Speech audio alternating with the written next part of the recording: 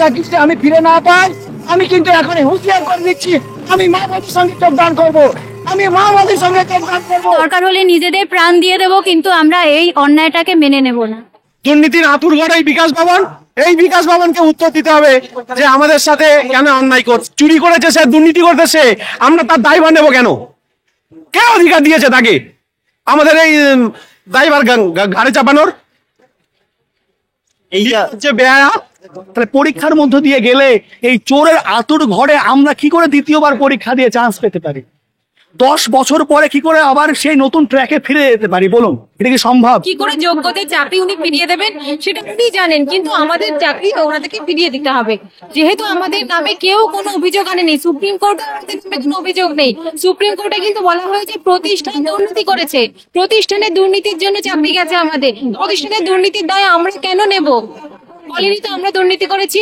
সরকার যিনি রায় দিয়েছেন সুপ্রিম কোর্টের প্রধান বিচারপতি, তিনি কি পরীক্ষা দিয়ে আবার বিচারপতি হতে পারবেন? ক্ষমতা আছে তেনার? নাকি পরীক্ষা দেবেন যদি না, আমরা কোনোভাবে পরীক্ষা না, আমরা হকের চাকরি, কেন পরীক্ষা দিব আমরা?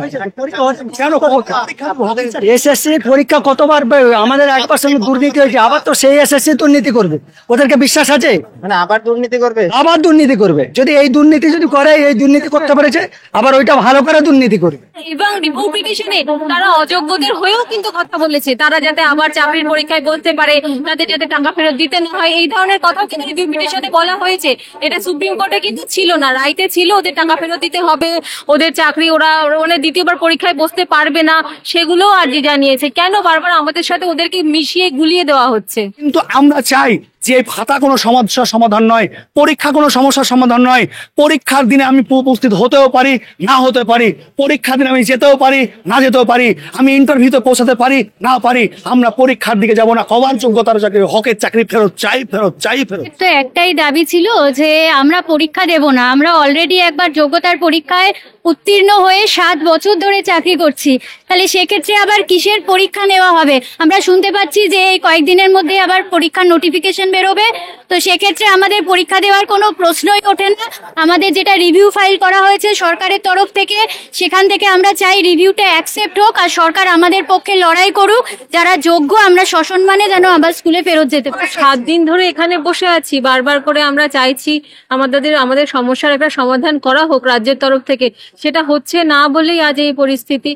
আপনি বলুন, আমরা দিনের পর দিন আন্দোলন করে যাচ্ছি, বারবার করে চাইছি সরকারের কাছে আমাদের একটা মানে কিছু একটা সুরাহা করা হোক, কিন্তু কিছুই হচ্ছে না। সেই জন্যই আজ এই কথাটা, মানুষ কতদিন সহ্য করবে বলুন? আপনার হকের চাকরি যদি আপনার থেকে ছিনিয়ে নেওয়া হয়, আপনি কতদিন চুপ করে বসে থাকবেন ঘরে? আপনি তার প্রতিবাদ করবেন? পরীক্ষা দিয়ে সমস্ত ক্রাইটেরিয়া মেনটেন্স করে লিগ্যাল ওয়েতে যেভাবে একজন চাকরি প্রাপক চাকরি পায়, সেভাবে আমরা চাকরি পেয়েছি। আপনাদের মাধ্যমে আমরা এই মেসেজটা বারবার দিচ্ছি, আমরা কারো সঙ্গে আপোষ করিনি, আমাদের কোথাও আমাদের সঙ্গে দুর্নীতির প্রমাণ হয়নি, না পাক কমিটির রিপোর্ট, না সিবিআই এর রিপোর্ট। যে সিবিআই কে নিয়োগকর্তা সুপ্রিম কোর্ট, তিনি যদি সিবিআই রিপোর্টটা না মানেন, তাহলে আমরা কোথায় দাঁড়াবো? আজকে ভারতবর্ষের বিচার ব্যবস্থা কোথায় গেল, কোথায় হারিয়ে গেল? রক্ষক কি ভক্ষক হয়ে গেল? আমরা কি বিচার পাবো না? আপনাদের মাধ্যমে বলছি, আমরা রিভিউ পিটিশনে জেতার আমাদের অনেকগুলো গ্রাউন্ড আছে। আমাদেরকে সরকার সাহায্য করুক এবং রিভিউ পিটিশন আমাদেরকে জিতিয়ে নিয়ে আসুক, সেই আশা রাখি। আমাদের সঙ্গে আলোচনায় টেবিল বসুক, ওপেন আলোচনা হোক, তিনি কি করতে চান। আর আমাদের ছোট মাথাতে আমরা এটা জানি যে একটা রাজ্য সরকারের প্রচুর ক্ষমতা আছে, আমাদেরকে প্রচুর ভাবে ক্ষমতা প্রয়োগ করে আমাদের হকের চাকরি তিনি ফিরিয়ে দিতে পারবেন। মানবিক মুখ্যমন্ত্রী মাননীয়া, আপনার কাছে অনুরোধ করছে আমরা এই 16,000 এবং 19,000, টোটাল 19,000 এই যে শিক্ষক শিক্ষিকা অশিক্ষক কর্মচারী, আপনার কাছে আমরা বিনীত অনুরোধ করছি, আপনি আমাদেরকে বাঁচান।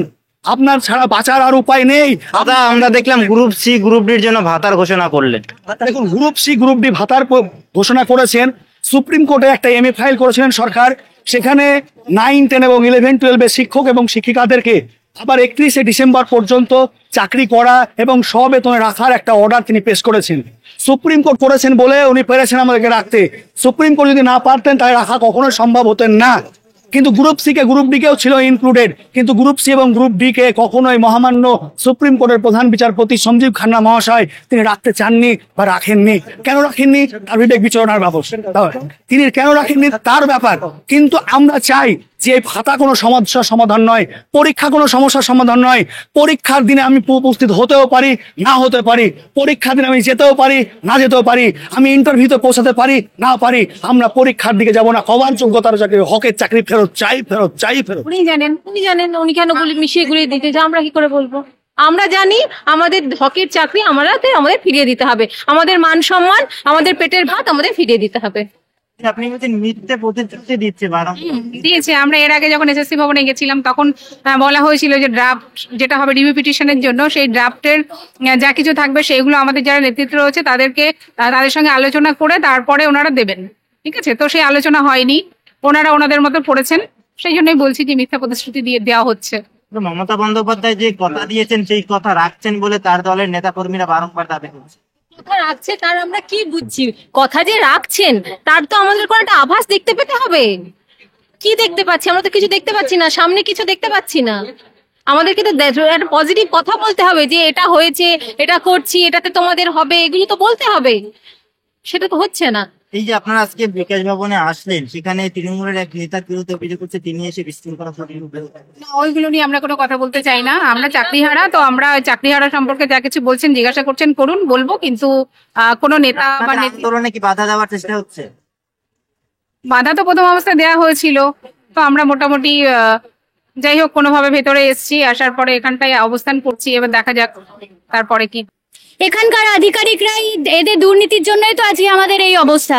তাই জন্য এদের ঘেরাও করার কথা, এদের সাথে কথা বলার কথা, আর এখান থেকে যেন কোনো নোটিফিকেশন না বেরোয় সেই ব্যাপারে আমরা কথা বলতে এসেছিলাম। নিয়োগের নোটিফিকেশন মানে আবার করে পরীক্ষার নোটিফিকেশন। পরীক্ষা নোটিফিকেশন না বের হলে তাহলে তো 31শে ডিসেম্বর অবধি যে আপনারা চাকরি করবেন যারা যোগ্যরা, সেই রায়ও খারিজ করে দেওয়ার কথা কিন্তু বিচারপতি এর আগেও বলেছিলেন। সেই জন্য তো রিভিউ করা হয়েছে।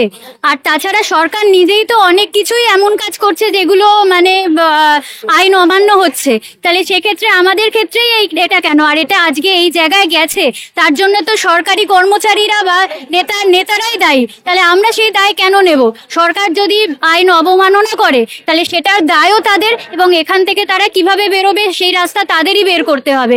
আমরা এর সাথে জড়িত না, আমরা শুধুমাত্র ভিকটিম হচ্ছি। এই যে আপনার রিভিউ পিটিশন হলো, সেখানে আমরা দেখলাম তার আগের বার সুপ্রিম কোর্টে যখন হিয়ারিং হয়েছিল বলেছিল মে মাসের মধ্যে নোটিফিকেশন দিতে হবে। মে মাসের মধ্যে নোটিফিকেশন দিতে হবে, সেটা তো জাস্টিস খান্নার অর্ডার, সুপ্রিম কোর্টের অর্ডার, এটা তো আমার কিছু করার নেই, আমি তো বলতে পারি না এটা। কিন্তু আমরা মে মাসে যদি বিজ্ঞপ্তি প্রকাশ হয়ে যায়, পরীক্ষার মধ্যে দিয়ে যেতে হবে আমাদেরকে। তাহলে পরীক্ষার মধ্যে দিয়ে গেলে এই চোরের আতুর ঘরে আমরা কি করে দ্বিতীয়বার পরীক্ষা দিয়ে চান্স পেতে পারি? 10 বছর পরে কি করে আবার সেই নতুন ট্র্যাকে ফিরে যেতে পারি বলুন? এটা কি সম্ভব? মে মাসের মধ্যে যদি না, ওইটা মে মাসের মধ্যে নোটিফিকেশন সুপ্রিম কোর্টে দিয়েছে। আবার রিভিউ পিটিশনে যদি ভালো করে তথ্য দেয় আমার মনে হয় এই প্যানেল থাকবে। সরকারি চাইছে না প্যানেলটা থাকুক, আমরা আবার সরকারি চাইছে না সেটিং করে প্যানেলটাকে না রাখ। যদি সঠিক তথ্য তুলে ধরে রিভিউ পিটিশন মেনশন করে আমরা অবশ্যই প্যানেলটা বেঁচে যাবে। প্যানেল বাঁচালে তো সরকারের সরকার বলছেন প্যানেল বাঁচাতে চাইছেন না, কিন্তু সরকার তো চাইছে যে যাতে সবাই বাঁচে, সেটা তো বারংবার কোনো লিস্ট দেয়নি, লিস্ট সংযুক্ত করে রিভিউ পিটিশন দাখিল করেনি। যা আমরা পেয়েছি সেই রিভিউ পিটিশন ফাইলে সেই তথ্য নেই। তাই সরকারের কি রকম করে আমরা দেখবো যে রিভিউ পিটিশন ওনাদের সদিচ্ছা আছে? রিভিউ পিটিশনের সঠিক তথ্য তুলে ধরে মামলা লড়লে আশা করা যায় প্যানেল বাঁচবে। আমরা সরাসরি মুখ্যমন্ত্রীর হস্তক্ষেপ চাইছি, মুখ্যমন্ত্রী সরাসরি কথা বলুক আমাদের সঙ্গে, আমরা চাইছি। এটাই আমাদের কাছে, এটাই আমাদের মূল দাবি। আমাদের যে দাবি দেওয়া আছে মুখ্যমন্ত্রীর কাছে জানাবো। কি ক্ষতি আছে? এই মন্ত্রীগুলোকে মারতে হবে, এই সিংহাসন থেকে তাড়াতে হবে। এই সরকার যখন এসেছিল মাহমুদকে হাত নিয়ে এই সিংহাসনে বসেছিল, আমরা মাহমুদ এই সরকারকে তাড়াতে হবে।